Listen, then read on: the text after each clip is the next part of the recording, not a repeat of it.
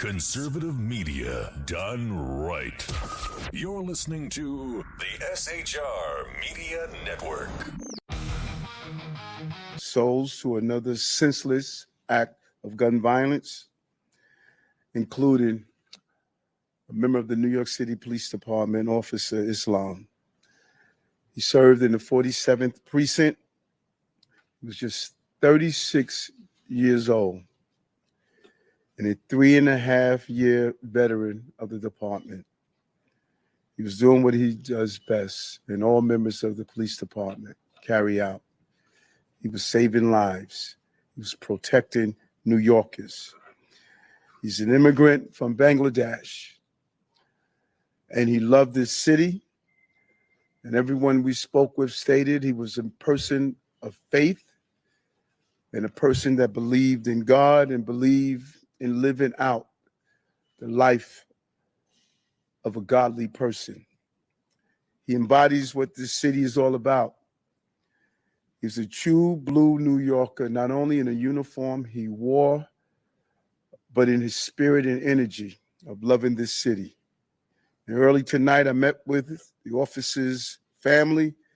I told them that he was a hero, and we admire him for putting his life on the line. This was his dad's only son. Now think about Jordan, my child. And it's unimaginable to experience a loss of this magnitude. And 3 other innocent civilians are also dead. 2 males and 1 female, and another male is seriously injured, fighting for his life in critical condition because of the violent, despicable attack. Additionally, the shooter is dead of an apparent self-inflicted gunshot wound.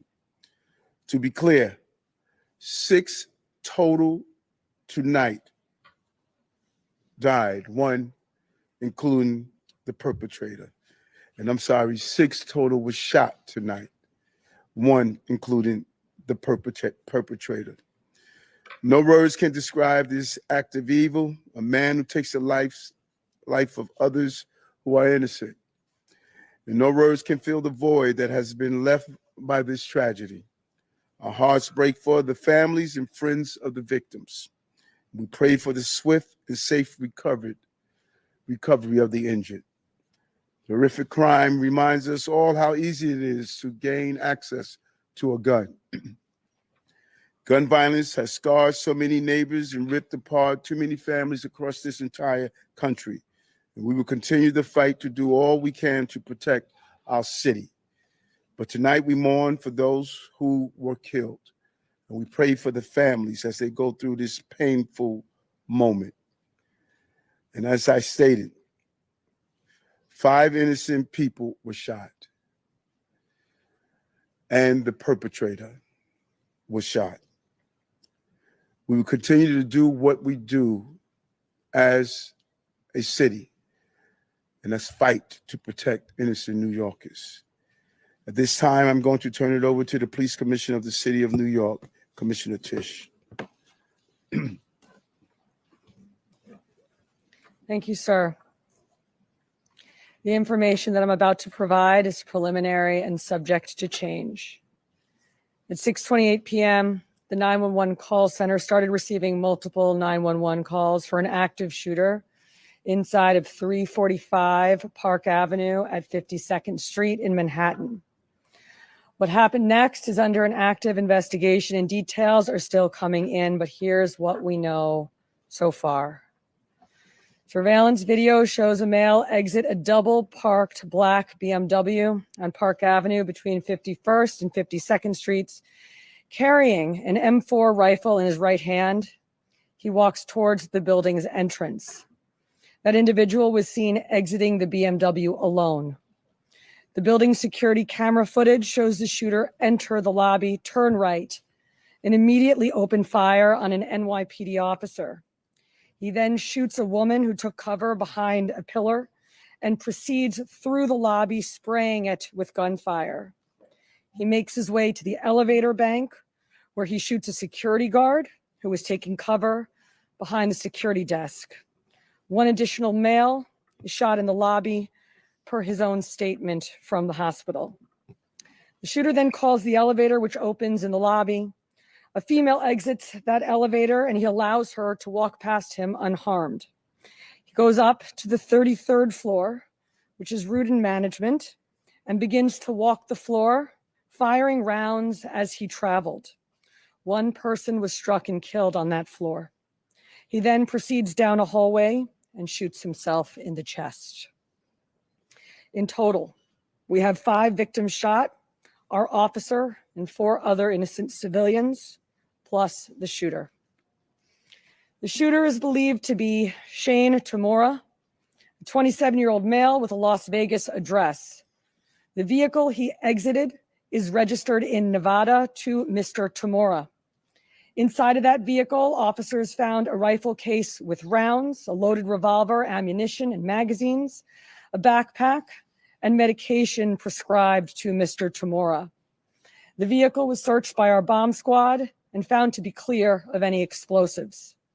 The initial investigation shows that Mr. Tamura's vehicle traveled cross-country through Colorado on July 26th, then Nebraska and Iowa on July 27th, and then in Columbia, New Jersey, as recently as 4:24 p.m. today. The vehicle entered New York City shortly thereafter. According to our law enforcement partners in Las Vegas, Mr. Tamura has a documented mental health history. His motives are still under investigation, and we are working to understand why he targeted this particular location. 345 Park Avenue is a commercial office building whose tenants include the NFL, Root and Management, KPMG, and Blackstone. At this time, 4 of the 5 victims are deceased, including our NYPD cop. Our officer was transported here to New York Presbyterian along with 1 male civilian, the lone shooting survivor, who is in critical but stable condition at this time. 2 other civilians, 1 male and 1 female, both deceased, were brought to Bellevue. The 4th civilian is a female who was found dead on the 33rd floor of the location. Additionally, there are 4 other victims being treated for minor injuries sustained in their attempts to flee the scene. Victims' names are being withheld at this time, pending family notification. Officers from our Special Operations Division are currently conducting a secondary sweep of the entire building. I want to be very clear. We believe this to be a lone shooter, and there is no longer an active threat to the public. But today, 4 innocent victims are dead. Among them is NYPD police officer Didarul Islam, 36 years old, 4 years on the job. Officer Islam was married with 2 young boys, and his wife is pregnant with their 3rd child. He's assigned to the 4-7 precinct in the Bronx. He was doing the job that we asked him to do. He put himself in harm's way. He made the ultimate sacrifice, shot in cold blood, wearing a uniform that stood for the promise that he made to this city. He died as he lived, a hero. I want to extend my profound sympathies to all of the victims and their families, and to the brave NYPD cops who today lost a brother. There are still many questions that we have to answer, and we will answer them. But for now, our city is in mourning for the innocent lives lost. May their memories be a blessing. Pat. Sorry. Patrick Hendry, president of the PBA. This is a devastating night for our city, for our police department. Pure evil came to the heart of our city and struck innocent people. And one of our police officers who were protecting those people. We lost 4 people tonight in our hero brother who gave his life for this city. He was a hardworking police officer who was proud, we know, from hearing from his family, to put on that uniform and shield of a New York City police officer every day and went out and did his job And he went out every single day to provide for his family, whether it was overtime or whatever he had to do to provide for this family. That's what he did on a daily basis. And his family is devastated. A wife losing a husband who provided for that family. A father who's not going to see his son again. And our hearts of every New York City police officer right now is hurting. We're hurting for our brother police officer who we lost. We're hurting for that family. We're hurting for all the victims and hurting for all the families of the victims. And we're all asking, why? Why did pure evil come here? And we know our police department and our law enforcement partners will work tirelessly to get those answers. But now our job as police officers is to be there for this family, to support them in any way that we can, to come together as a city, to be there for these families of the victims. And we will continue to do that because that's what New York City police officers do. And we're going to continue as police officers to go out and protect this city because we know that evil can strike at any time. But police officers are willing to risk their lives to protect everyone in this room and protect everyone in this city. So we ask all New Yorkers to pray for our police officers' family, to pray for all the victims and their families. And we need to stand united going forward. We thank you for covering this story. We are also joined by our federal partners from the ATF and the FBI. I want to give an opportunity to our partner in the FBI, a special agent in charge of the New York City Fields Office, Chris Rea. Thank you, Mayor. First off, on behalf of all the men and women of the FBI, I'd like to extend my deepest condolences to the victims of this senseless tragedy. And also personally, I want to extend my condolences to the police commissioner. And just please know, ma'am and Mr. Mayor, that you have the full force of FBI New York and the full force of FBI to get to the bottom of the answers. Upon learning of the incident this evening, FBI agents immediately deployed to the scene to assist our NYPD partners. While this remains an NYPD investigation, the FBI's New York office stands ready to provide any and all resources to assist our partners. Initial checks of our internal systems have not revealed any information about the subject. But when and if more information becomes available, we will share what we can, when we can, with the public. Thank you. Okay, we're going to do some on-topic questions. Folks, someone at CNN, please. Just a quick question about the police officer. When he was standing in the lobby, did he have a chance to fire his weapon at the shooter, or was he completely ambushed? And also, when the shooter got to the floor, approximately how many people were on that floor and what were they doing? All of this information is under active investigation. Videos are being reviewed. And as this investigation continues to unfold, we'll be able to answer those questions. But right now, it's an active investigation. Miles, Commissioner, if you could just talk about, he was working day detail there. For people who might not know what that means. And was he the only officer working that day detail there? I believe that there were 2 officers in the building working pay detail assignments in different parts of the building.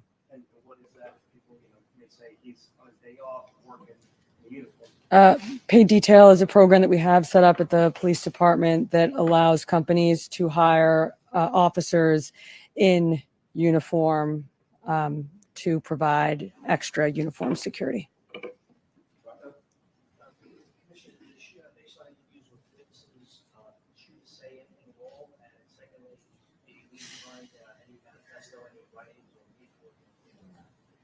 I already described what we found in the vehicle, and it's too early in the investigation to discuss anything more.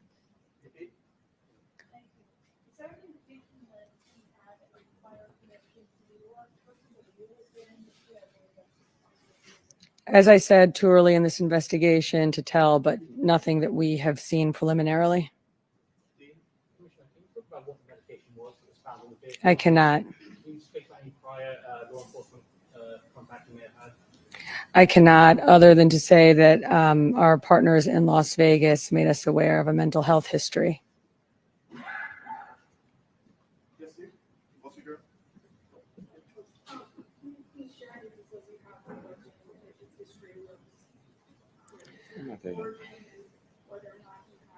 Just what I said already. It was an M4 rifle, and we also found a revolver in the vehicle with ammunition and magazines. He did have a license in the state of Nevada.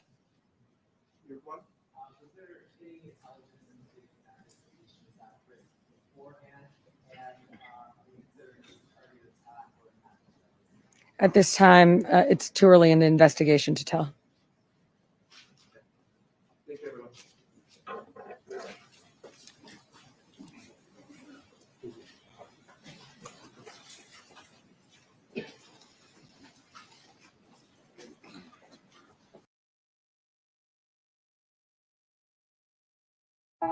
Great. The new GoDaddy Arrow has AI marketing tools to help small businesses easily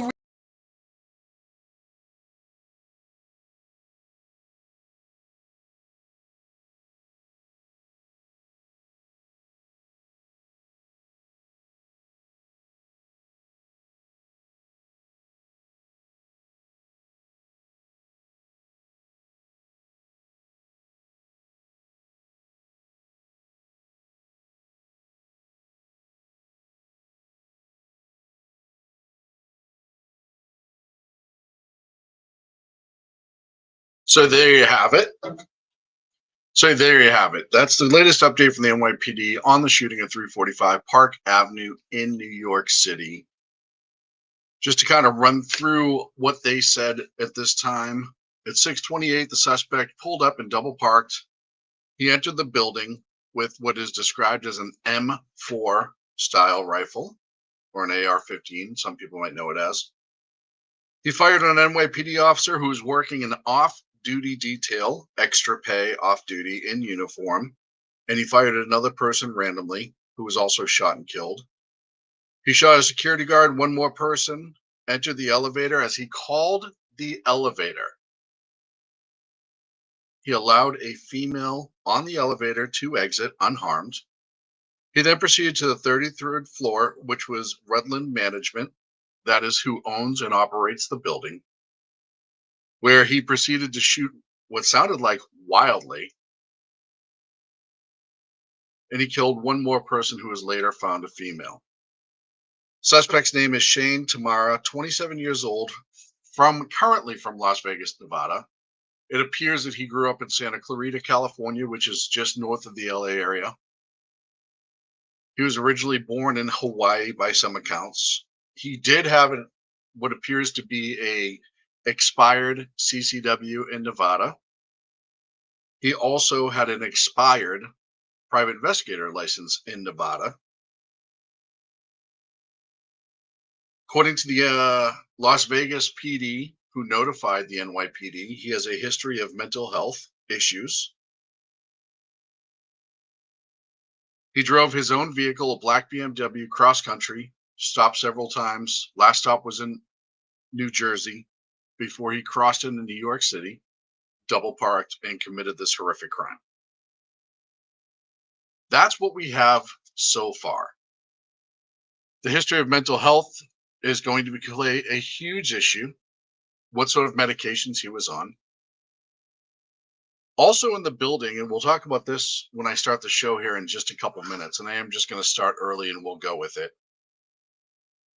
is he also had a history of football in high school, and the NFL was also in that building. Now, there's no official connection to that yet, but that is a little strange.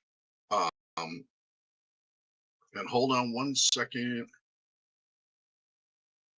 I'm trying to get, I rushed to the press conference, so I don't have all of my setup ready to go just yet.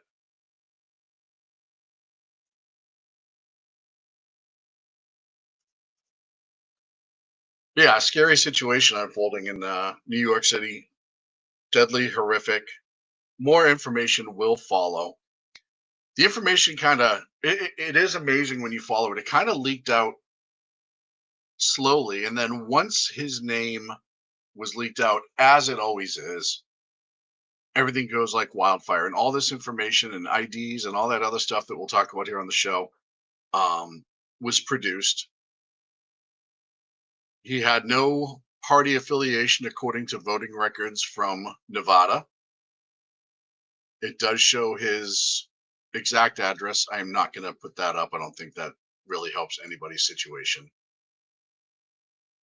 So it's an interesting and frightening situation. BZ is going to be joining me here shortly. I'm going to play the intro. I haven't even printed my final show outline yet.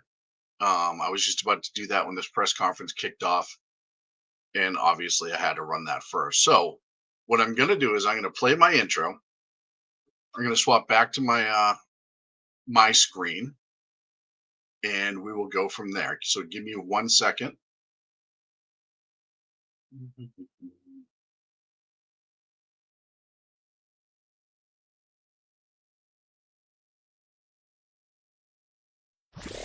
Conservative media done right.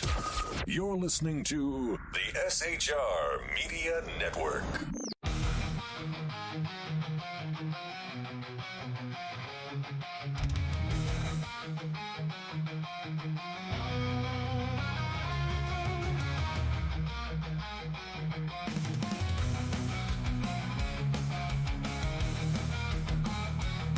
Get ready for truth bombs, belly laughs, and the kind of accent that turns car into a 2-syllable adventure. Here's your host, Sean.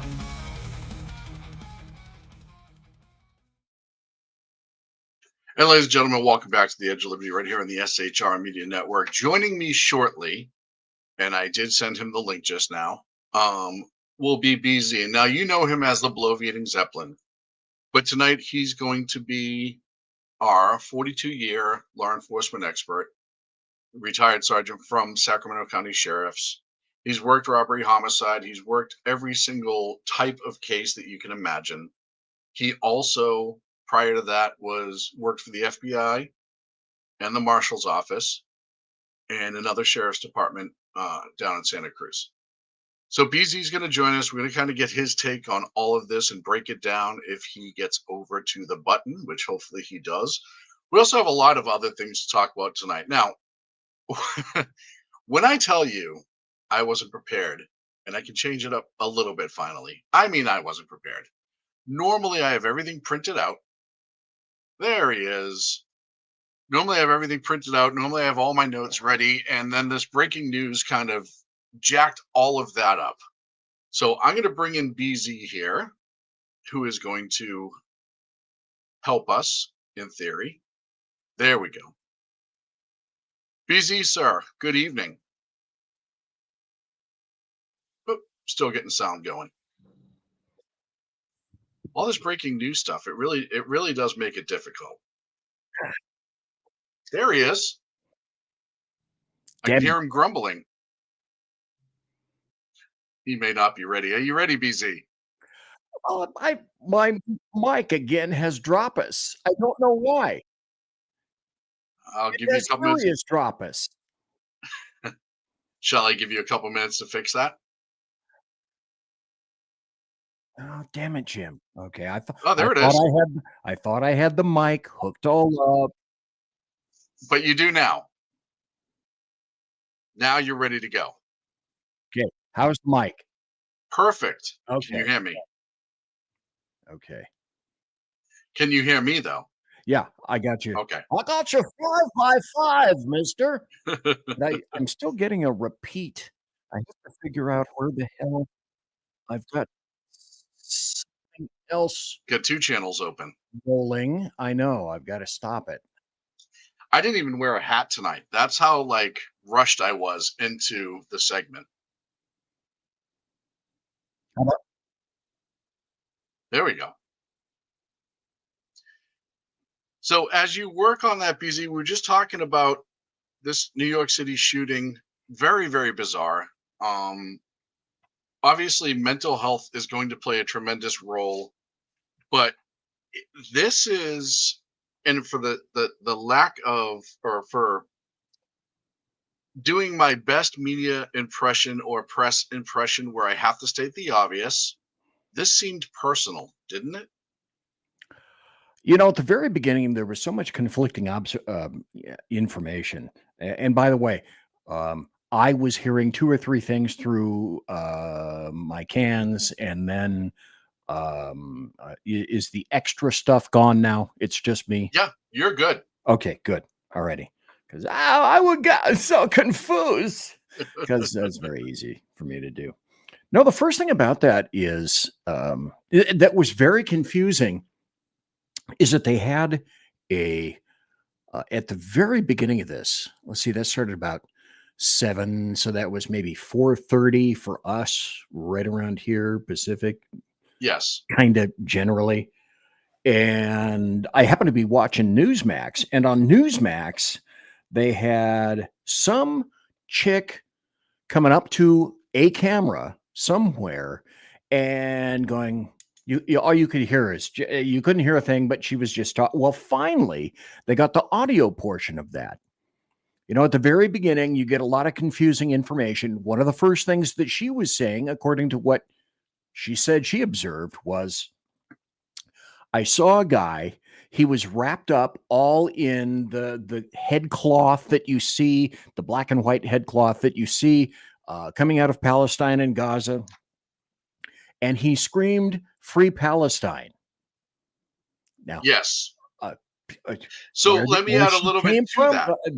but the information was misleading at the beginning. But then you and I have been talking about all this stuff for at least the past hour and a half, 2 hours. Let me add to that initial, because there Okay. was somebody who was, there's video out there of it. I didn't play it because it wasn't relevant.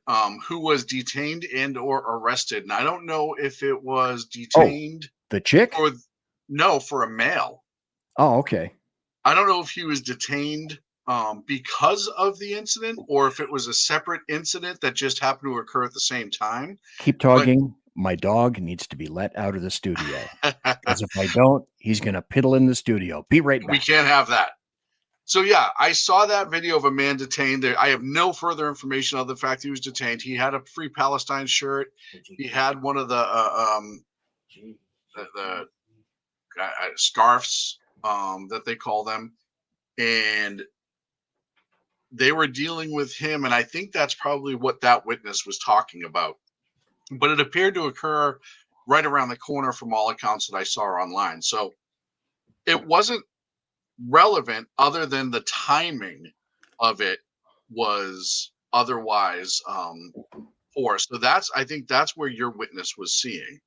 And that I saw that too. I saw that initially. And it was a weird day because earlier this morning you had the Grand Sierra Resort shooting in Reno, Nevada. Reno, right. I think 2 people were killed, three more were shot.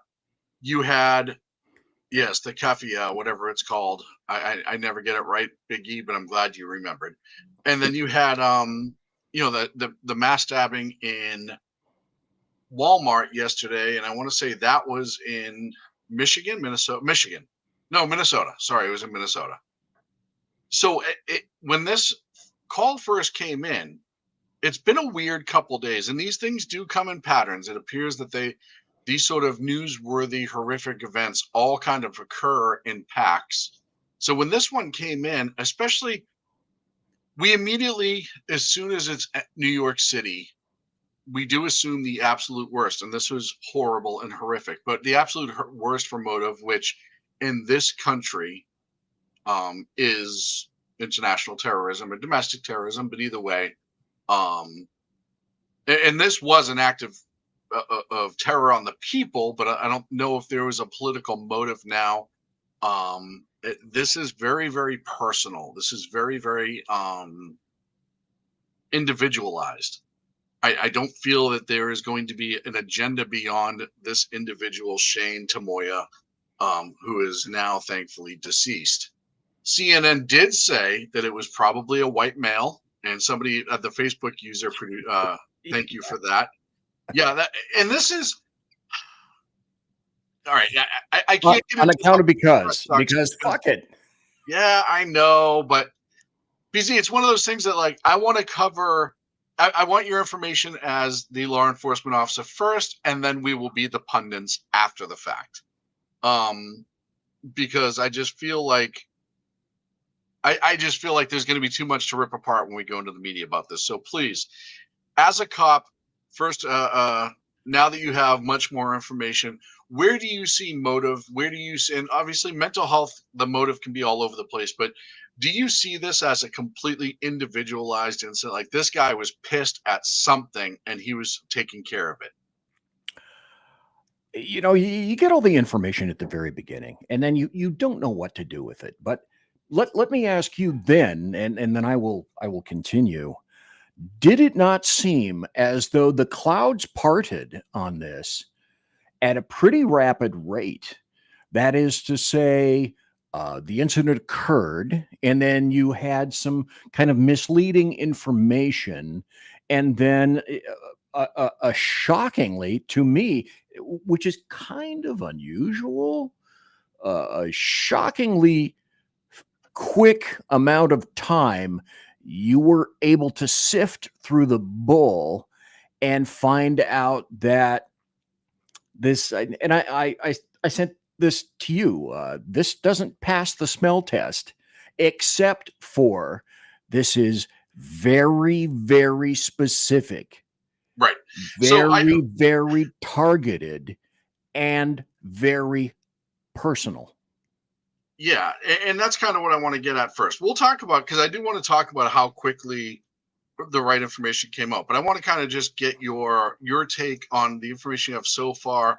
What kind of motive do you think would even kick into this, other than the fact that it was something personal? Like I said earlier, there's some people, some rumblings, if you will, that because the NFL was in that building and he was a he was a running back in Santa Clarita who allegedly thought he was going somewhere. That's what some people are saying. I can't verify that.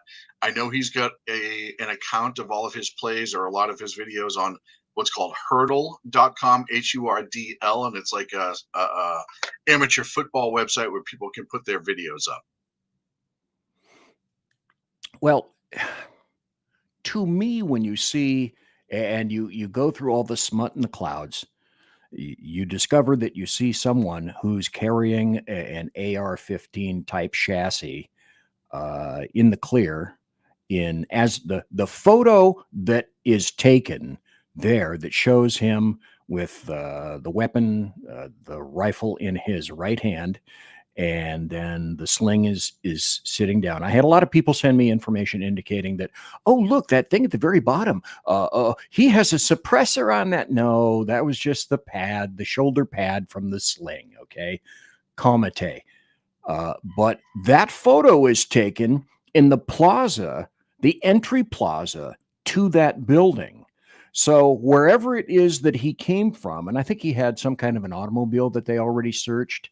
Black BMW. Okay, so there he is right there. You know, no, that's not a suppressor. He's dressed like any other New York. And you're talking about this portion right here, right down the bottom. Right, that is not a suppressor, folks. That's a sling that's slung down. Yeah, I can't tell you how many people sent me that. So just commentate, no big deal.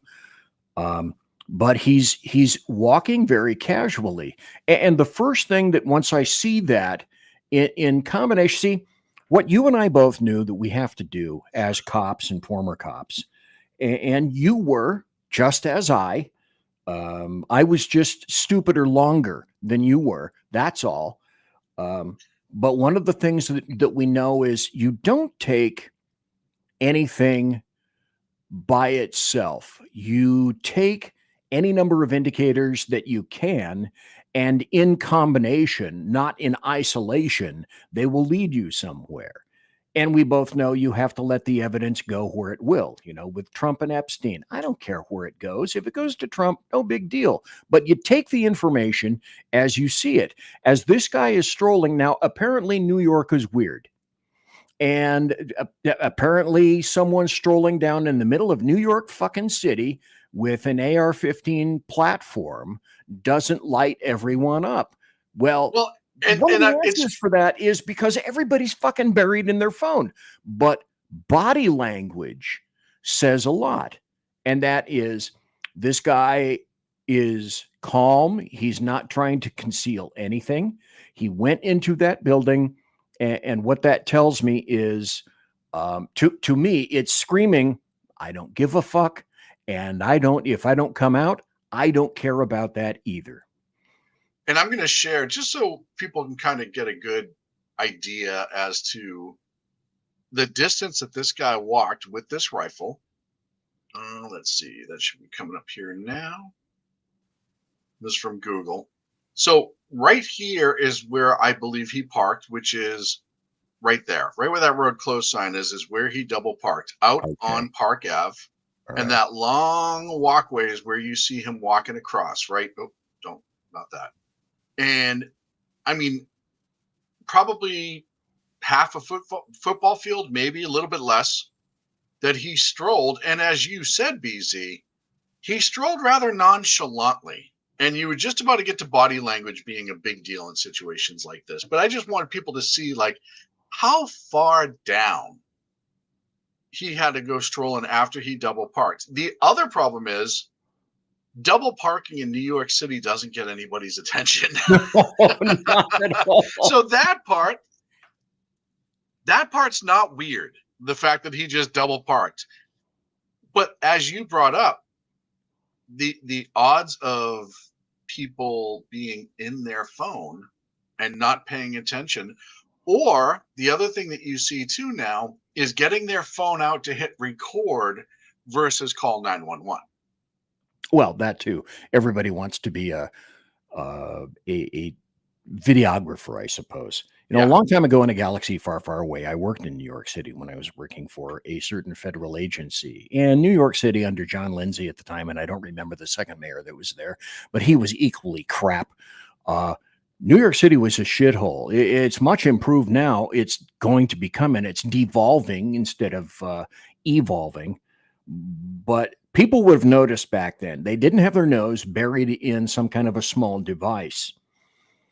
And I think he got as far as he did. And it's interesting because people, as you and I both know, may see something, but it doesn't quite register as you might think it would in their lizard brains. It's why you can have somebody witness the same incident. You can have 5 different people see it in 5 different interviews as to where it went. Exactly. So yep. I don't think we're going to make much, not sense, but it's not that big an issue that people may have seen this in fleeting, but just when they either went, I didn't see anything, or in their brain they said, I saw it, but I didn't see anything, or they said something similar in their lizard brain to fuck it, drive on. Well, which means they just continued to walk away. So, but that aspect. And there's another aspect too, because you're in New York City. There's a lot of films, TV shows, and movies that are filmed in New York City. There are that, but usually they also come festooned. They usually come festooned with a ton of crap around them because I had to dodge that crap. No, and I agree with what you're saying because I've seen it myself. But the other thing too is there's also a lot of these, and I'm not blaming this, I'm just throwing it out there. There's also a lot of these social media people who are trying to get clout by doing these ridiculous stunts in very public areas. Guerrilla running gunners, so to speak. Yeah, just all that stuff. And you've seen them in all different capacities. So, I mean, you throw all that together and you wonder why somebody is not shocked when there is a human being walking around with an AR rifle. So I think the issue that we may be trying to make out of this is that, well, why didn't anybody? That's not the issue. The issue is the body language. And the issue, because to this point today, that's all we have to go by in terms of body language is that photo. What do we see? To me, that shows a great deal of nonchalance, which in the law enforcement world translates to I'm on a mission. I'm not trying to conceal anything. It's not under my jacket, though I'm wearing one. Mhm. I don't have parachute pants. It's not going down my parachute pants. And so it's fairly clear that, well, he doesn't really care if anyone sees him. But in back of his brain, it could also be because, well, I'm carrying a 5.56, and pretty much whoever I see, whether you have a 3 or a 3A or a 4 vest, 5.56 is going to do what I need it to do when I need it to do it. So the nonchalance comes from I don't fear resistance, and I have a pretty good idea that whatever it is that I'm in there to do, and it's obvious. You and I both agree he was on a mission, Yes. and I don't think I'm resolved to be acceptable. It's okay if I don't come out. Which is frightening. And you have to understand too, when you're dealing with somebody who has already made up, his mind was made up when he left Nevada. When he got into his car in Las Vegas and drove cross country, his mind was made up. Well, Um, that's another thing. Don't you think that's massively huge? This guy didn't get on a plane and fly into LaGuardia or Kennedy. And this guy he didn't have anything to do with, he drove there. Well, obviously yes. he can't take any kind of a firearm on a plane, but he was so committed to his task that he would drive, and I don't know what the distance is. My guess would be any number of days and 2,000, 2,500 miles from Las Vegas, if that was his point of origin. Yeah, I mean it sounds like that was his port of origin as of right now. And I'm just So, putting 345 Park Ave up so people can see. right, And look, even in this picture, there's a security guard there. right. Actually, that appears to be, and this is just Google Maps, an NYPD officer there. I suspect, and that's where he double parked and strolled in. I suspect that he knew law enforcement was there because he went after the cop Oh, first. sure. You can do so much investigation that I Yep. could not years ago when I was in detectives, just by sitting in front of the internet. But by dint of the fact that, okay, let's assume we don't know different yet, that he drove that car from Las Mhm. Vegas, knowing that he could keep whatever they're going to Well, find. it had a Nevada plate because if you listen back to the scanner, they ran that plate very early because it was oddly double parked in front. And that's the one that they found the rifle, his backpack, and medication inside the vehicle. Right, but the dedication that it would take, because that's a double day trip. Mhm. Even if you're on the road, driving like a meth head, that's still a double day trip minimum. That shows an amount of dedication that few have. In other words, he was so dedicated to whatever kind of mission that was. The blinders were on to the point where all along, how many days did he have to consider? Ramifications. Well, when I go in, what am I going to see? What am I going to find? And a portion of it, I suspect, got shoved into the I don't give a fuck category, but Yes. also a portion of it got shoved into there needs to be some kind of an approach, or what are my tactics once I get there?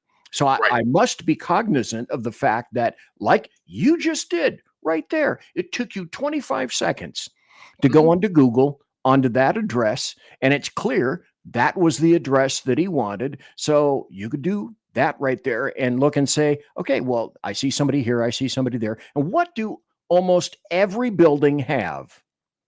They have some Video kind of cameras. security in the front. Oh yeah. Yeah, And, you're gonna have usually some sort of desk to stop at, or right, even more enhanced, they may have one of those people guardians where it just closes a little gate to keep you from just rushing in. You have to check in. Yeah. You're going to have a guard. You're going to have a CCTV system. And in a lot of big cities, they do employ a police officer, usually when the Off building's open, off off duty. duty work. Yep. Yep. Ton of it. Just because, especially you look at who's in that building, and I mean, I'll name just a few. You have BlackRock, you have the NFL, Bank of America. There's, I mean, the list goes on and on. Yep. All businesses where somebody could have a grudge. And you know, again, that doesn't make it right. That doesn't make it okay. But it is unfortunately a reality that in some of those places you get into, it's amazing to me that it only takes one of those businesses to piss off a lunatic like this guy was. Obviously something, I mean, mentally he was not well. Anytime you're going to go in and just start taking out people, you're not well. But there's also National Football League, Blackstone, and there was some sort of federal office too. I thought I saw on the list. I can't find it right now. Bank of America Financial Center. So KPMG, that's another one that I remember. KPMG was there. Yep. I'm trying to look. I have my notes here somewhere. But it all gets down to, while you're looking, Deutsche Bank. This is a man on a mission. Yeah. Obviously a man on a mission. But apparently he knew and had discovered, because, you know, who knows how long he had been planning this? Last week, last month, 6 months ago. You just don't know. But once he got past the initial blockade, he had free access to the elevators anywhere in that building, because that security, apparently, according to what I've been able to suss out, it doesn't exist. It's not like you need a key to get into any specific floor, or whatever floors are outlawed. This dude seemed to have missile lock on where it was that he was going to go. Now, did he not stop at a couple of floors along the way? They didn't say that in the press conference. So I know they said, you know, people flood into all the stairwells. They said he got off on the, where is it? I have it here. I thought they said the 33rd floor, and that's where he was found.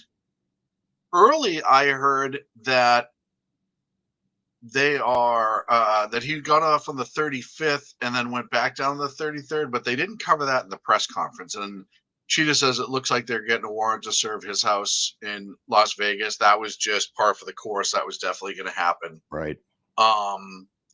Yeah, and as far as the elevators, you know, a lot of these places you have to have a swipe card, and I don't know, maybe he pulled a swipe card off the police officer, maybe he pulled a swipe card off the security guard. You just don't know. You don't know. I'm sure the video will tell them. Maybe it was completely. It could have been one of those situations where certain floors you needed a swipe card to get to, and maybe that's why he ended up in the 33rd randomly, because he didn't. Who knows? There's going to be a ton of information that's going to come out. I want to go back to one thing that a lot of people say is immaterial. And that's when, I remember when you and I specifically covered the Stephen Paddock shooting in Las Vegas. And we had,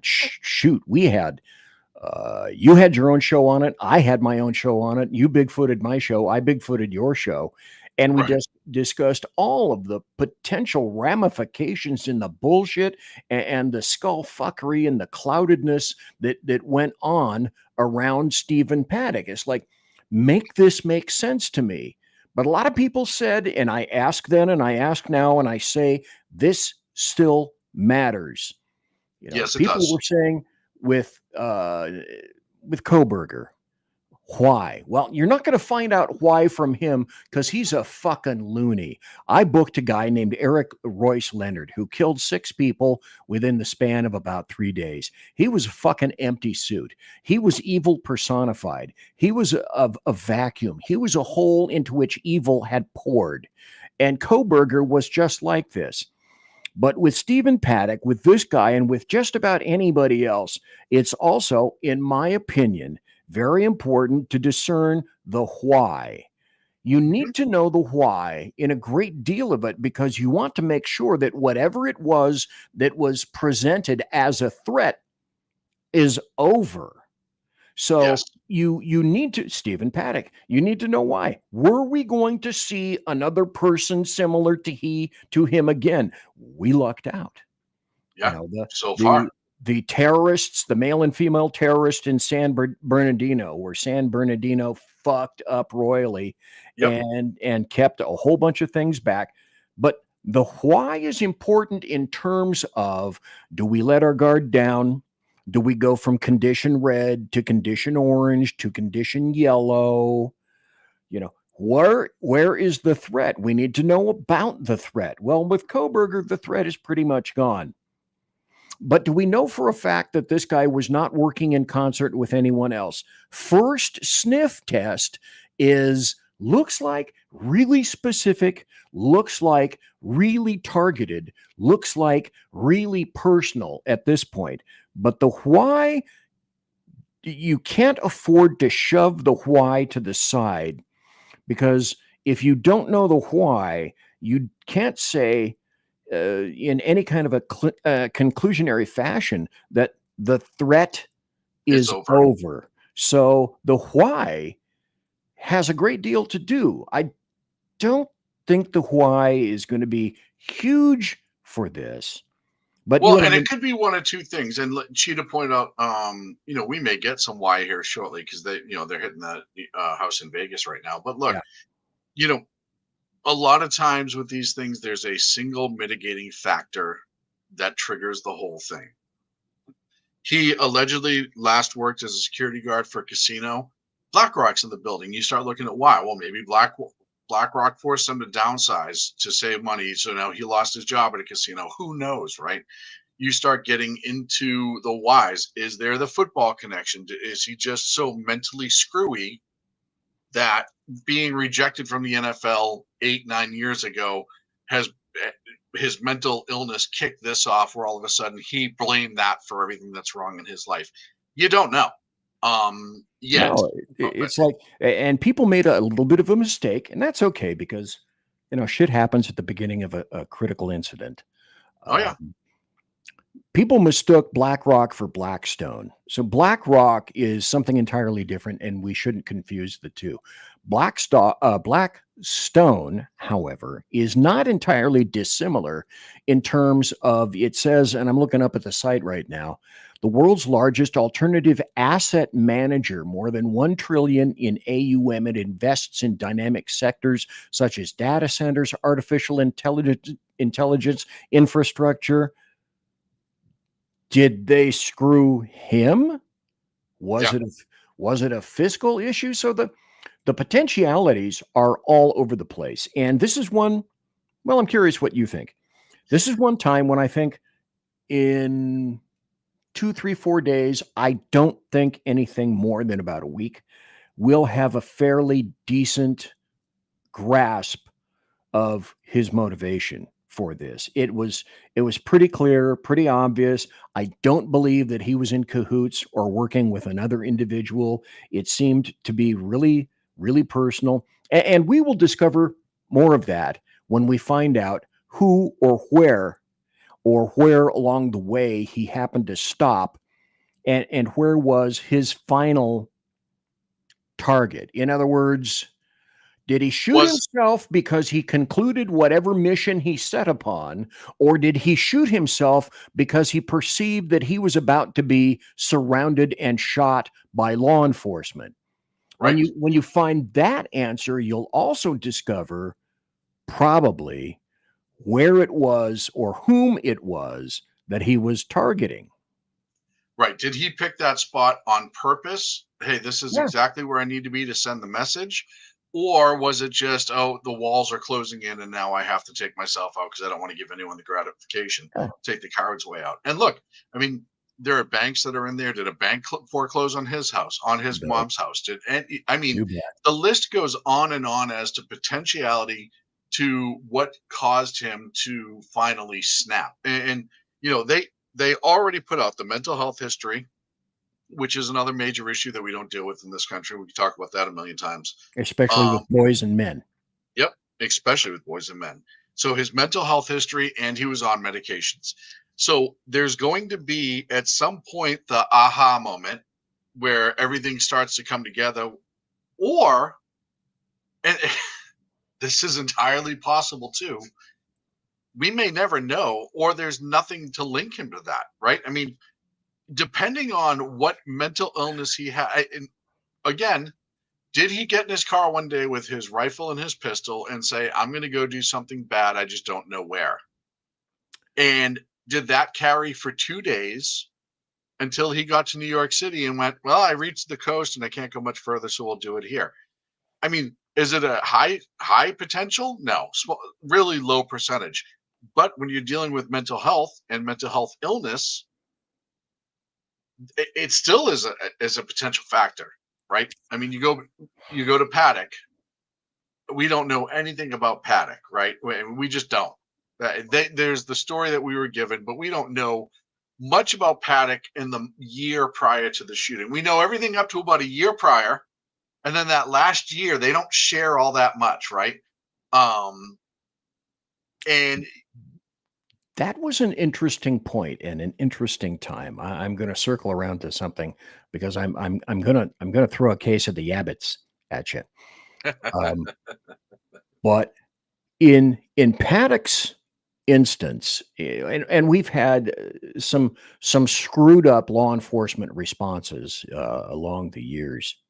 But did it not seem to you, Sean Lewis of SHR Media and the Edge of Liberty show, did it not seem to you that the Paddock shooting was kind of sort of the beginning of law enforcement clouding over a lot of stuff, whether by stupidity or on purpose? There was a lot of questionable crap swirling around the Las Vegas sheriff. And another interesting point is Las Vegas is not generally what people consider to be Las Vegas, is not generally within the city of Las Vegas. right. That in and of itself is another interesting story. But it seems as though law enforcement kind of playing fast and loose with bullshit kind of sort of started there. Now let me go back to the Yabbits. Yeah, but in his long distance journey, if he was just a mental fuckstick, he could have stopped pretty much anywhere along the line and killed any number of persons. He could have done it in Vegas and had a bigger potentiality for doing more damage. As many people in a given spot that he would if he drove 2,500 damn miles, although he may have been fairly comfortable in a BMW. I don't know how luxurious it was. Maybe he obeyed did he obey the speed limits? Did he get stopped? If so, who stopped him? When? Where? Why? Those are other things that we need to find out. Did he stay in towns and the police got called for a weird guy at a bar talking about how he was? We don't know. And you bring up Paddock, but I'm going to say no. I think it started even before that. The Boston Marathon bombings is where you would know about that. I had completely they tried to hold back a lot of information because they were afraid once you drop it was terrorism. They were more worried about the backlash against the Muslim community than actually putting out information that could have saved lives. Well, killing Europe, killing the UK. But yes, in homicide, you always, with every case, have a certain percentile of what we call holdbacks. Yep. There are certain pieces of information that you never, ever, never, never, ever, never make public to make sure that if you have and you begin to focus on a particular suspect as an individual, that if you have a conversation, first an interview, then an interrogation with an individual, if they come up with information that was not in the public, then that begins to, the Ford has a better idea light bulb begins to illuminate over your head, and you start to have the ahas. Well, and I can tell you too, and we've talked about this before, I have people who I know that were at the marathon scene and people that I know that were at the final scene at Watertown who say not every, and I know this from reliable, trusted law enforcement sources that I've known for years personally, we still didn't get the full story of what happened with the marathon bombings. There are No, more devices that were cooked off in the street when the areas were cleared. They, they did the sandbags and piled the sandbags on and blew them in place, yada yada yada. So we didn't get the full story on that, and we wouldn't have if, from what I was told, Boston PD really pushed the FBI of like, hey, these guys are still out there, and this has a potential to keep going if we don't get this out now and have people start helping us. and again, So that goes to why. yeah, Why is very, very important. I'll tell you this. You were there. I was, thousands of miles away on the left coast when that happened. I was Until I actually saw. out here too. Oh, okay. I was Yeah, just out here. but you were more familiar with that area, and you probably still had people who had contacts who were able to provide Yeah. some semblance of information to you. Two I of gotta my tell you very, this. very, very good friends that I'm still really tight with today were both on one of the tactical teams that covered the boat when they made the arrest. That's how close I was. And then I had people that I knew that were working the marathon detail right there, 200 yards away, 300 yards away when it cooked off. So I had friends on both sides of that investigation. So I get it that Mark Wahlberg was not a true character. He was a compilation character, an assemblage of all sorts of different people that they instilled him with that They mixed, motivation. He was yeah, there. they pushed all the stories into one guy. Yeah, and I grok that concept. I get it. But until I saw the movie Patriots Day, I had no concept, no idea of how absolutely fucking violent that day and night was. I was not cognizant of the fact that these dudes, the elder brother, I think, was throwing literally bombs at Shania cops brothers. from the cars. Yes. I didn't know the absolute over the top violence that was involved in that. And Yep. I'm glad I did that. I'm glad I saw the movie because it made me more aware. It was unbelievable from all, like I said, I know people that were there personally at all stages. From the marathon bombing itself was absolutely gruesome. People don't realize how actually gruesome it was. Those kettle bombs filled with bolts, nuts, and BBs, Well, or ball bearings, but this BBs. you remember, folks. Buckshot. I bet you remember this too, folks. Do you remember seeing the photo?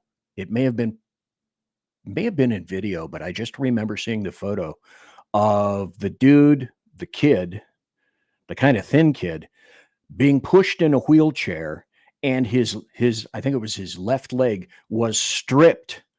It was just tattered flesh from the knee down, and then the tibia and the fibula, and that's all that was left of him, and the rest of the flesh was gone, and So he was pouring blood, and he that was was the being older brother. That was the older brother, and that's when he was on the table. When they hooked the pictures from the hospital that were released. I got that night. And because his brother ran him over with the car and dragged him down the street. Now, I mean, That's this when, is back at the scene. yeah.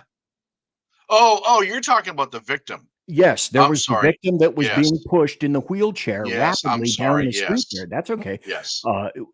Whose leg was completely gone, bones left, like I say, fibula, tibula, everything gone from the knee down, tattered flesh, just flapping all over the wheelchair, trailing blood. You know, when you Yep. saw that, and then you never saw that anymore, of Oh course. yeah, no, they put the kibosh on all of that stuff. But that was a clear indicator that I wasn't aware Of how until I saw graphic the that movie, and I was. should have, Well, how terrible that was. But getting back to law enforcement and coverage and revelations, and we could talk about Bongino and Epstein and blah blah blah blah blah blah blah.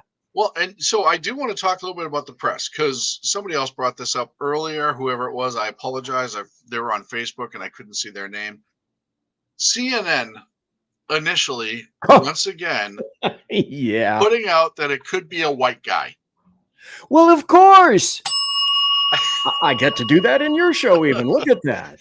Which, and if you don't like the answer, which we know CNN, if they see a person of a certain paint job that they're not happy with, that if it doesn't meet their agenda, all you had to do now, first of all, he appears to be Hawaiian with a good tan. If you look at it, just his name and everything, he's Hawaiian or Polynesian descent, or Yeah, whatever. he's a mix, I'd Yeah, he suggest. doesn't look like a black dude. He looks like a Polynesian dude, right? But the fact that he had a darker paint job than they were hoping for, and they're going to come out and say, well, it's possible this is a white guy. And to which I'm like, why would you say anything at all? Like, you haven't learned to not jump out way ahead of that carriage or way ahead of that horse and get your ass run over by it.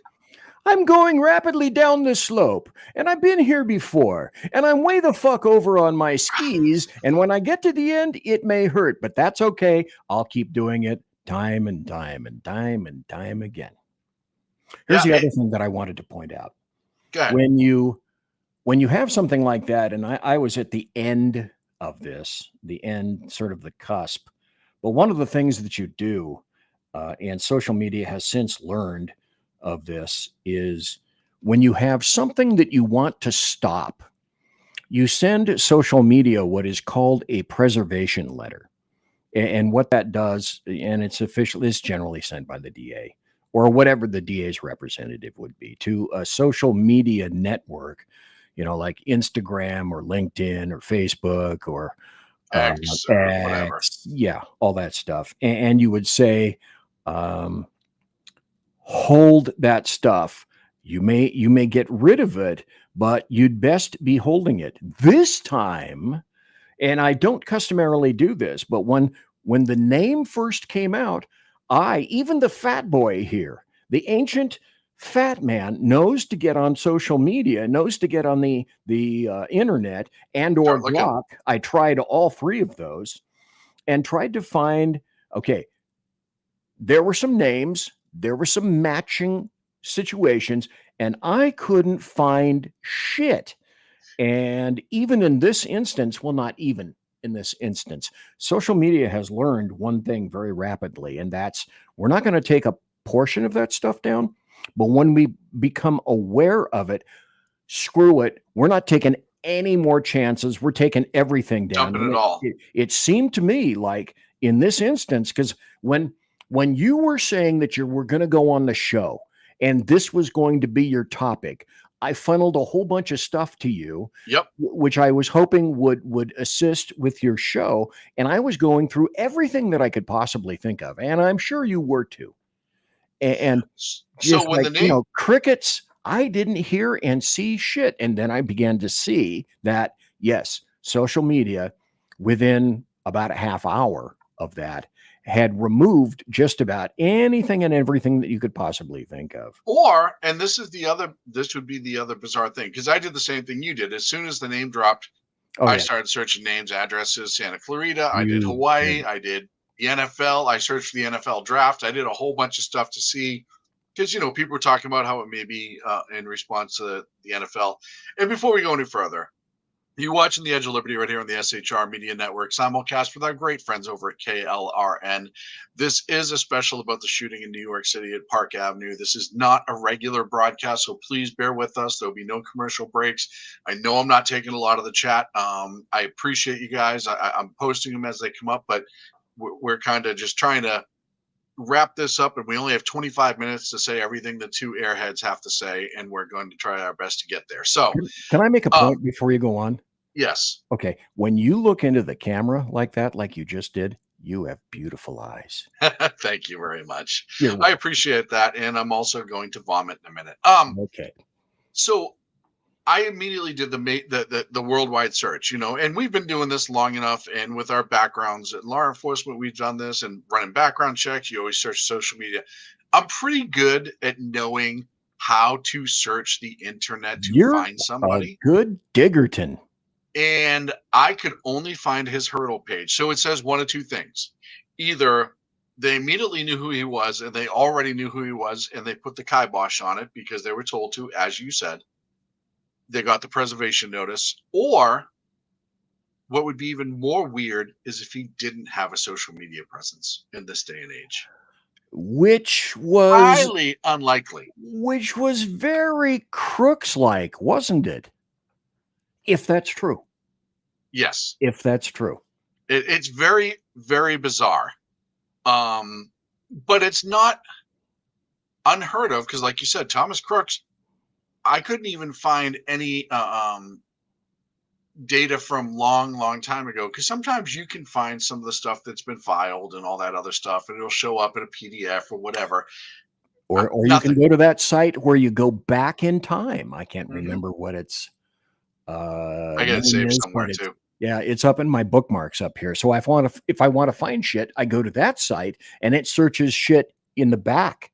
Yeah, in the background. it'll go back to all the gosh, I can't even think of the term where everything's logged and kept from the past. I'm sure Well, BP is all screaming that at the stuff is computer right now that I archived should know and better. it's searchable under that particular Yep. website whose name escapes me because Yeah, I can't think of most it either. everything I does have it now. saved somewhere because I've used it a bunch of But, times. yeah, it's bookmarked. I got it. But even then, I did a bunch of searches, like you said, Crooks. It's like, tweet eat. I hear fucking crickets and I'm not seeing a thing. Yeah, it's very weird. So, and again, did he kill his social media going into this? And we can't see it right now, possibly. I One good thing, I think I'm prognosticating that by the end of the week, we will probably know a fair amount about this guy, more so than we will of Crooks and whatever the hell that guy's name that was on the golf course that was ended up being linked to Ukraine. There was oh yeah, that hiding guy. in the weeds and got Another shot at by the Secret Service. Attempted assassinations are not funny, BZ. people are. I absolutely love when people comment bizarre things on Facebook. Yeah. So the other guy there too, that was another one where you heard a whole bunch about it. You knew that there was an attachment to Ukraine really, really quickly, and then it Yeah. all went away. And It then all went away. after It that, just it's like, yep. You get the update on his hearing dates and trials, and that's it. Cosmic Bard said, as soon as I knew he leaned right, I warned him, if you use social media, schools and businesses will see it. He's talking about his son. Oh yeah, no, absolutely. oh, And God, that's so yes. that that's funny is you saw the mayor bring up gun violence, and you saw the mayor, which I hate politicians who, before they even talk about the incident, say, well, this is a gun issue and blah, blah, blah, blah, blah. But maybe the weapons were registered to him. Maybe they were sold to him. We don't know that yet. But listen, you have a dead cop, 4 dead civilians, and you just had a mass shooting incident in your city. Why don't you do what you're supposed to do and lead and not try to get into the politics first? It's tragic. Look, this cop was what, 27 years old, they said? He was just kind of beginning her career. his. I thought it was a her, didn't No, it's a he. He was a father, married. He actually immigrated from Sri Lanka, became a citizen, and did it the right way. There's another point. I thought it was a female cop. Yeah. I think the other person that was shot in the lobby with him was a female. Okay. But yeah, I mean, this is the other tragedy. And of course, all the losses of lives and those that are injured is a tragedy. But we talk so much about immigration on this show and how people coming the right way deserve the very best that you can get in this country.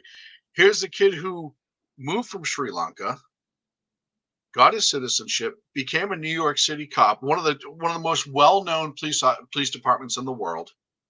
Married, kid, living the American dream, right? I mean, you don't get it. Well, that's not true. There's more and more people getting law enforcement because it's a good job now versus it used to be a calling for most people. I'm guessing it was probably a calling. You don't come here and then go, yeah, I guess I'll join the NYPD, right? He probably came here, even if he was a kid, that was on his mind at some point.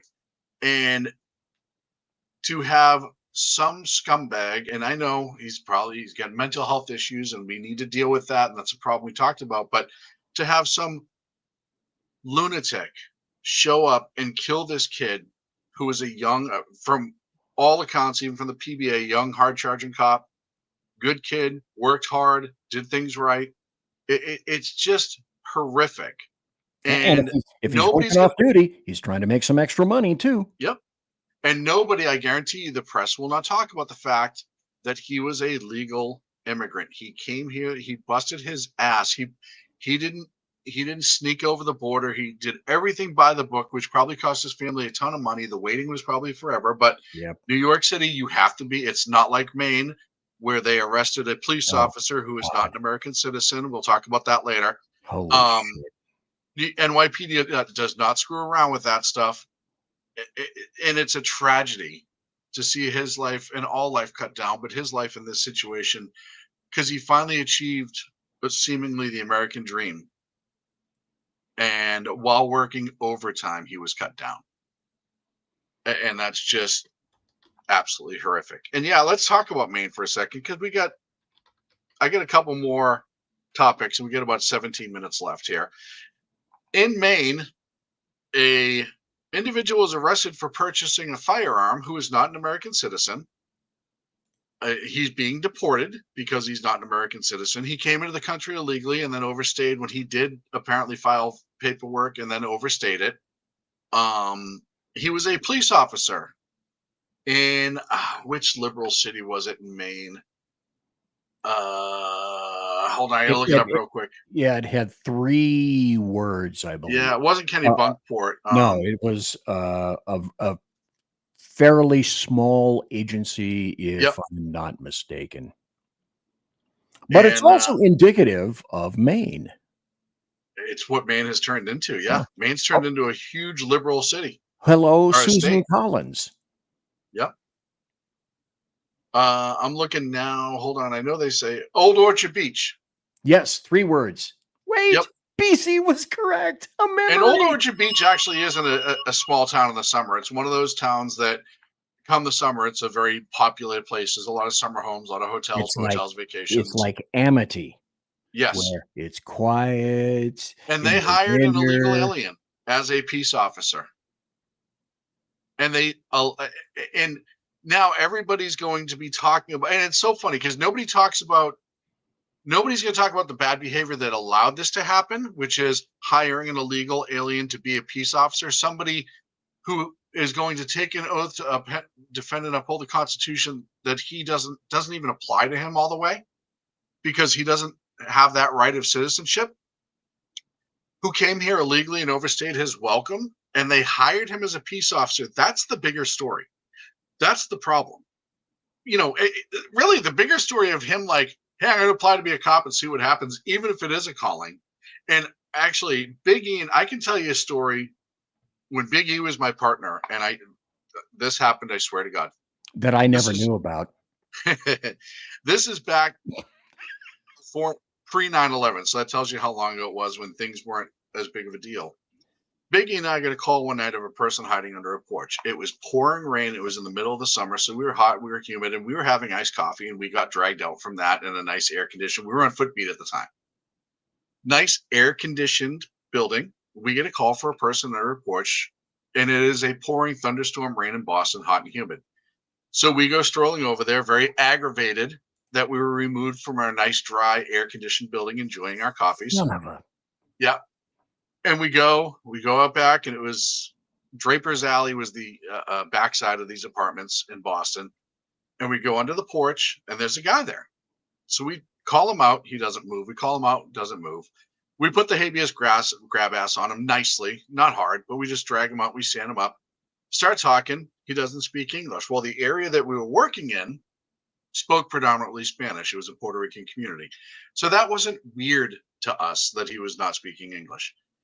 So we start searching him because now he's not giving us any information. He's not producing an ID, nothing. So we do a search and we detain him for trespass and then yada, yada, yada, disturbing the peace.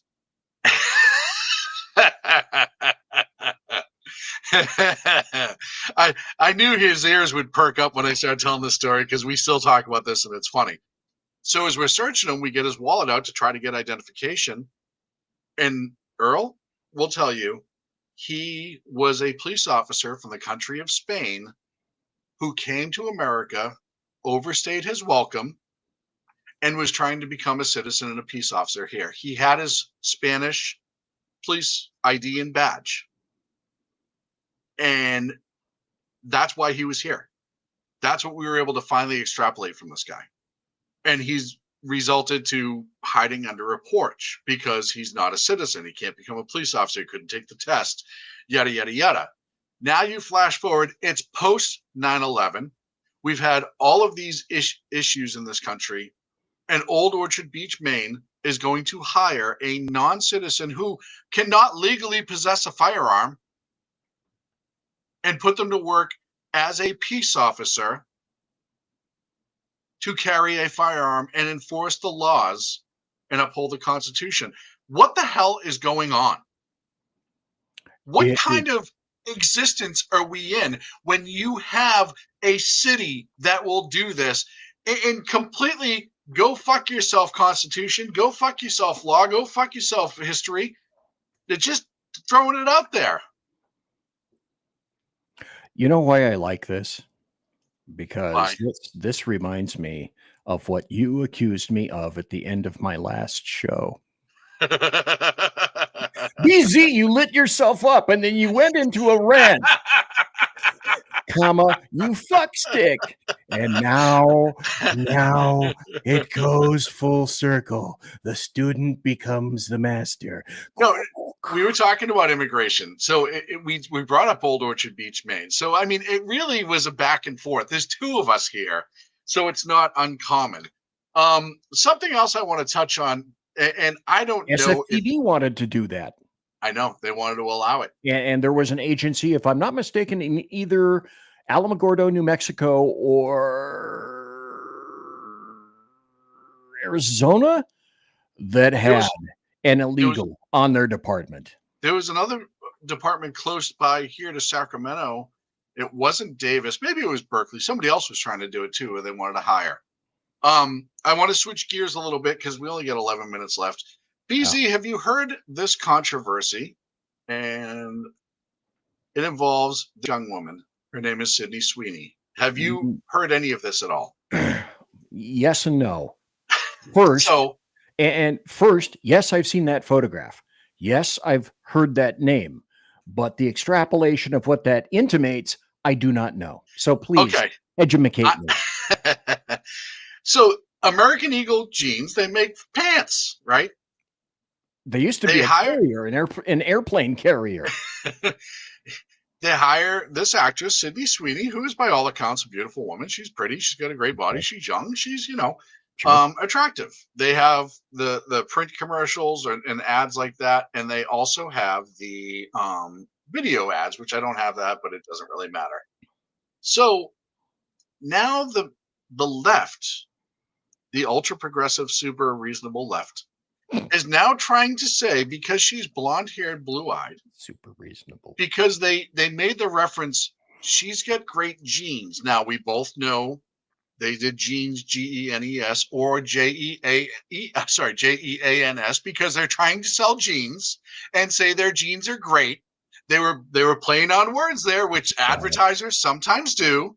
This is going where I think it's going. Oh now. yeah, no, wait, I'm not done yet. That it is a Nazi dog whistle because she has SS in her name, and it's anti everybody who's not white and very pro-Nazi. And they're reacting so reasonably. I got 1 minute and 51 seconds of a video here to show you. Please. You guys are complaining about that Sydney Sweeney jeans ad, so I went and saw it. That's Nazi propaganda. Wow. I thought it was going to be like kind of bad.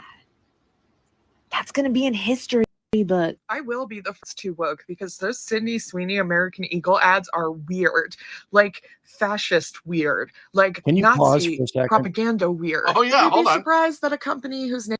Yes, sir. Okay. When you see bints like that, the first thing that you want to do, don't you want to take a pair of pliers and rip out the nose rings? Because I sure as shit do. But they're the same motherfucking bint. They're leftist crazy white people. You get the point. I don't even have to play it because it's 1:21 of that. What blows me away? No, it's going to be the same. What blows me away, BZ, is they're talking about this being Nazi propaganda. They're talking about being pro-white and anti-everything else, yada, yada, yada. Do you know that, and a lot of people don't realize this, globally, white people are in the minority. They're 15% of the world population. We're down to 11. Oh, okay. I thought it was 15. Well, it's changed. We're down to 11. In America, in the next 5 years, we're going to be what's called a majority minority, or minority majority, whichever one you want to call it. In other words, you're going to have between us and Hispanics, we're going to be about equal, even though neither one of us will be over 50% at that point. It blows my mind that with all of those stats, and by the way,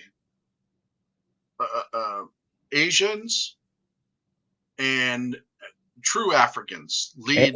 Asians, I think, are number one, are they not? Yep, and true Africa, and Africa is number 2. Africans, black, whatever you want to call it.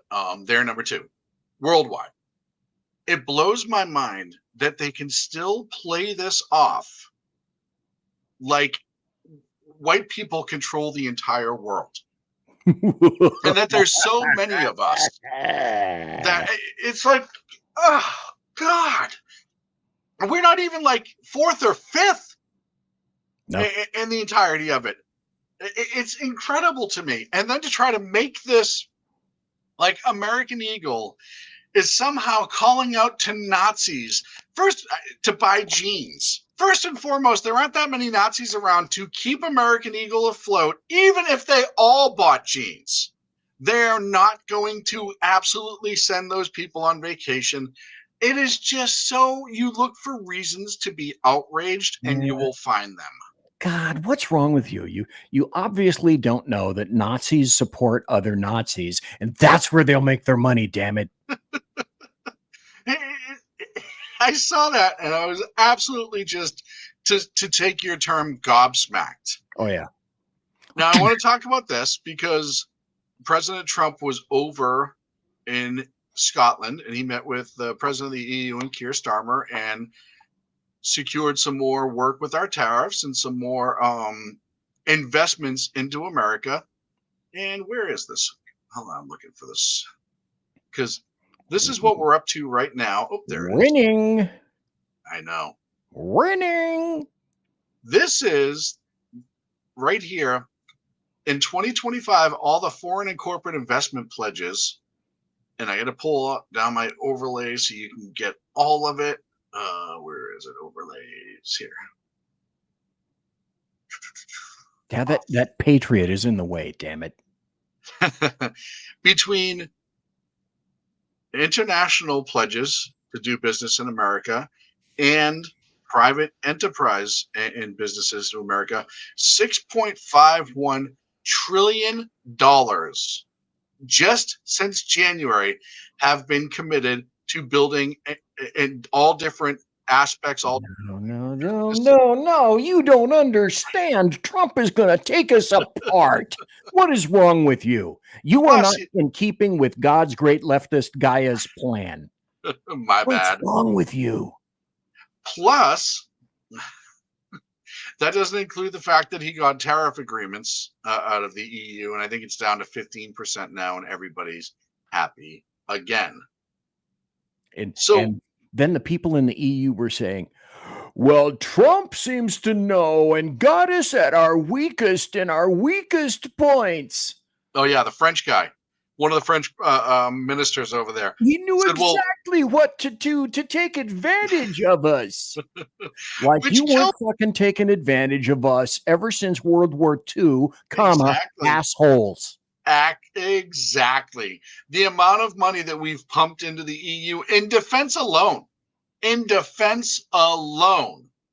it will take years, and I don't have the specific number, and I'm just spitballing here, but it will take years to have that offset through the new tariffs. I mean, it's just unbelievable. We don't buy that much. France doesn't produce that much that we are interested in. What? Wine, some cheese? What else? Frog legs. What else do we buy from France? Probably some medicines. I bet you we buy some pharmaceutical stuff over there. There might be some medical equipment, but it's not like we're buying a ton from them. Where Peugeots, yeah. the world's best car. Let's see. Citrons is another one that we're not important by the We used to call them masses. Quagots. Yep. Peugeot, what a Isn't great- Opel French? Is Opel French? I don't think we're Not German. bringing in- Opel is German. Oh, Opel's They're- German. They're Krauts. Yep. But it just makes me laugh that French. Oh, yeah. Oh, he took advantage of us when we were weak, and of course, and there was one British minister, and I don't know what he was the minister of. We turned around, he was like, "They sell white flags, yeah, but we don't import them." Cosmic Bard. Yeah, the Ministry of Silly Walks from Monty Python. That's Britain. But there was one British guy who turned around and said, yeah, of course we were going to have to do a deal with the U.S. They're like, you can't operate in this world without doing a deal in the U.S. That's stupid to think that we weren't going to. And I was like, well, at least there's honesty. Yeah. Like, there's some honesty. He wasn't even mad about it. He was just like, what did you expect was going to happen? Well, and then you have President Froglegs who said, let me see if I can do this. Emmanuel Macron, who Try hard, Will. I get 2 minutes left. That guy who said that I love Palestine and I recognize them as a Palestinian state, while on the other hand, the rest of the EU and the UK says, no, Buster, we're not doing it. Not today. Wouldn't be prudent. My post to him said, when you turn around and you try to get appeasement, it is not going to stop the riots and problems you have in your country. So just stop. Yeah. BZ, sir, I appreciate you coming on. I know you're supposed to just be here for the one segment and you stuck out for the whole show. Tell everybody where they can find you. Well, if you go to my house, I'll probably be either in the studio or the bedroom, something like that, probably sleeping. But if you're on the internet, you can find me on BZ's Berserk Bobcat Saloon radio show every Tuesday and Thursday night at 8 p.m. Pacific, 10 p.m. Central, and 11 p.m. Eastern, where you can find all of my political buttery goodness. And I'm going to be talking about China tomorrow night, not China White. Come on, you guys, I know what you're thinking. And then you'll be back. Excuse me. Hang on, folks. Hang on. Here's, coming this Wednesday night, Sean Lewis will return in the Edge of Liberty. And you can find him at the SHR Media YouTube channel. You can find him on the SHR Media X page. And you can find him 8 p.m. Pacific, 10 p.m. Central, and also 11 p.m. Eastern. That's Sean Lewis of the Edge of Liberty right here on the SHR Media Network. You must not miss him. How about that? BZ, thank you, my friend. Thank you, sir. And that's going to be it for me. Hey, make sure you check out all the great shows on SHR Media Monday and Fridays at 6 p.m. Pacific, 9 on the East Coast. You have the Reaver of Common Sense with Jersey Joe, who hopefully he's feeling better. He's suffering with a lot of pain with at this point, and we're really hoping he comes around. Tuesday and Thursdays, 9 a.m. Pacific, noon on the East Coast. You have Mission Ready Men with my good friend Big E. Check him out. And then Sunday nights at 5 p.m., you have The Lost Wanderer, whichever show he is putting up that specific night. But I'll tell you, this last week was the space show, and you just got to check him out. It's awesome. We're so glad he is here with us. And while I'm talking about The Lost Wanderer and the Cosmic Bard, same person, go check out our good friends over at KLRN Radio. They're on X. You can find them. Just search KLRN or Ricky Robinson. He's in charge over there. And do me a favor, tell them I said hello. Folks, that's going to be it for me. I will be back, as BZ said, Wednesday evening at 8 p.m. Pacific. The beginning of this was a special. The show is a special. You're kind of special.